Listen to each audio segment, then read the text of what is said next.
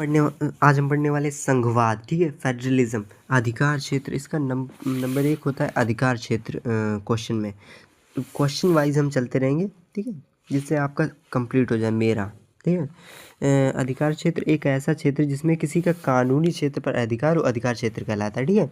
एकात्मक शासन व्यवस्था जिसमें शासन की सभी शक्तियाँ एक केंद्रीय सरकार को होती है, उसे एकात्मक सरकार कहते हैं। एकात्मक सरकार समझ नहीं पाए, जैसे एकात्मक सरकार जो होती है ना, उसमें एक ही सरकार पे को पूरी शक्तियाँ दे दी जाती हैं, ठीक है।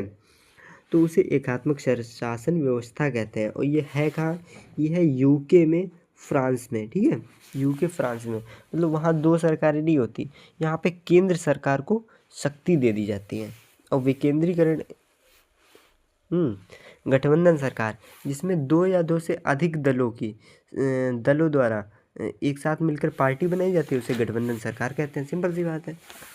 सत्ता का विकेंद्रीकरण, पहले था सत्ता का एकात्मक और ये विकेंद्रीकरण। जब केंद्र और राज्य की शक्तियां को लेकर स्थानीय सरकारों में बांट दी जाती हैं, तो उसे सत्ता का विकेंद्रीकरण कहते हैं। ये बहुत इम्पोर्टेंट है। मतलब जैसे कि केंद्र जो है वो अपनी शक्ति राज्य सरकार को दे दे, ठीक है। राज्य सरकार अपनी शक्ति स्थानीय सरकार, जैसे ग्राम पंचायत, नगर पालिका, नगर निगम, इनको दे दे, ठीक है। और ये संघ सूची मोस्ट इम्पॉर्टेंट है। संघ सूची, राज्य सूची, समवर्ती सूची। संघ सूची क्या होता है ना, जिसपे केंद्र सरकार नियंत्रण ले, केंद्र सरकार, ठीक है। केंद्र सरकार ये देखो वर्ड, जिसमें विषयों पर कानून बनाने का अधिकार केवल केंद्र सरकार को होता है, इसे संघ सूची कहते हैं, ठीक है। इसमें क्या होता है, विदेशी मामला और विदेशी व्यापार, प्रतिरक्षा प्रणाली, ये आता है, ठीक है।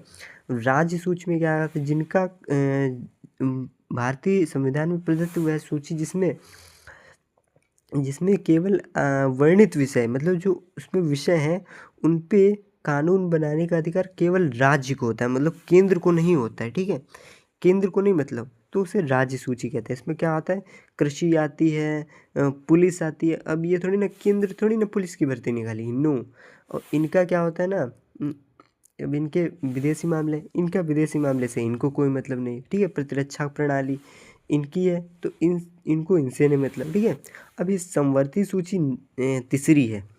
तो समवर्ती सूची में क्या होता है ना, जितनी कुछ शक्तियाँ हैं